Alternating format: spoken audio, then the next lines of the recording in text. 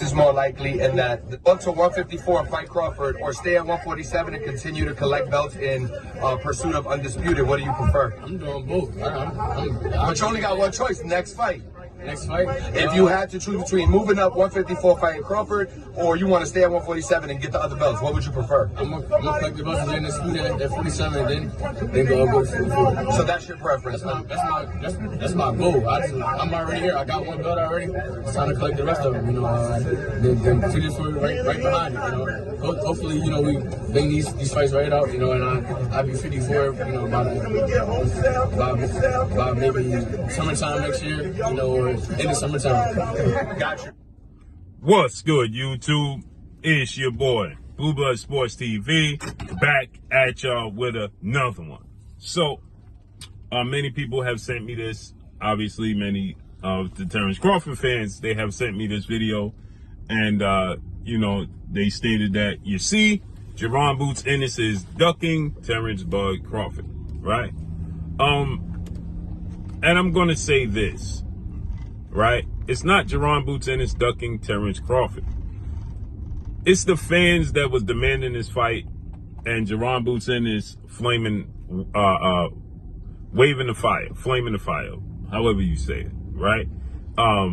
He is not calling out Terrence Crawford and setting his sights on Terrence Crawford, but Terrence Crawford is the best fighter in his division.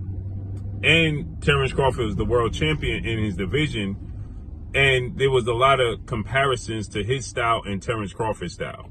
And because of that, right, we got a lot of, you know, the Terrence Crawford conversations and questions towards Jaron Boots Ennis. Jaron Boots Ennis has always had his sights set on becoming undisputed at welterweight, right? And the thing is, Errol Spence and Terrence Crawford was the two champions in his division at welterweight, and they were the only champions. Errol Spence held 3 belts. He held the WBA, the IBF, and the WBC. Terrence Crawford, he held the WBO title. So he had to go through Terrence Crawford and or Errol Spence. Now, Errol Spence at the time was the bigger money fight. Errol Spence was the bigger draw. Errol Spence had 3 belts, and Errol Spence was on the same side of the street as Jaron Boots Ennis. So they went the IBF route to be the mandatory challenger for the IBF, okay? And that made sense. You could get 3 belts at one time, and it's a bigger money fight, right? And they both undefeated, and they both top 5 pound for pound at the time, okay? Terrence Crawford was pound for pound number 1. Errol Spence was in the top 5, depending upon where you wanted to place him in the top 5, right? So Jaron Boots Ennis has had his sights set on being a champion there. Just happened so, 2 of the biggest names, 2 of the best fighters in the world, and 2 of the more polarizing figures in today's boxing game resided in his division. And he has similarities to Terrence Bud Crawford, switching from Southpaw to Orthodox. Terrence Crawford is the best switch fighter in all of boxing. And so once it was noticed that Jaron Ennis switches a lot, because many fighters switch from Southpaw to Orthodox, they just don't do it as effective and as noticeable and as flashy as Terrence Crawford and Jaron Ennis, right? So with that said, that became the focal point. And Jaron Ennis turned down nothing but his collar, saying, listen, if Terrence Crawford available, I want it. If Errol Spence available, I want it. And it became bigger because the comparisons, once Errol Spence and Terrence Crawford finally fought, because that was the fight that everybody wanted to see, Terrence Crawford versus Errol Spence, right? And once they finally fought, and Terrence Crawford was so dominant in the fight. Now, if that fight was more competitive, there was a knockdown on both sides, or one knockdown separated the fight, and Terrence Crawford won the decision, and he got a knockdown, nobody would be talking about Jaron Ennis fighting either guy. We'd be talking about the contractual obligated rematch. Plain and simple. that would be the focal point for everybody, would be the rematch. But because Terrence Crawford was so dominant in the fight, and he dropped Errol Spence 3 times and then stopped him in the 9th, and it wasn't competitive, it was one-sided, and he became the undisputed champion, the fact that they had a contractual obligation to rematch one another, that went out the window because people felt like it wasn't worth it, okay? And so the next best thing is Jaron Boots Ennis. So he was thrust into that position. Now keep in mind, he was the IBF mandatory challenger for Errol Spence for a year, okay? But again, nobody was pushing for Jaron Ennis. It was being mentioned, but nobody was overly aggressively pushing for the fight. It was being mentioned, but nobody was overly aggressively pushing for the fight because you wanted to see Errol Spence and Terrence Crawford.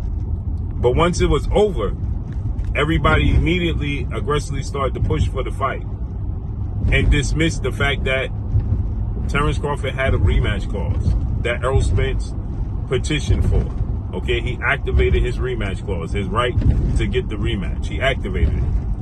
And so Terrence Crawford, hands was tied. He could not do anything or negotiate any other fight.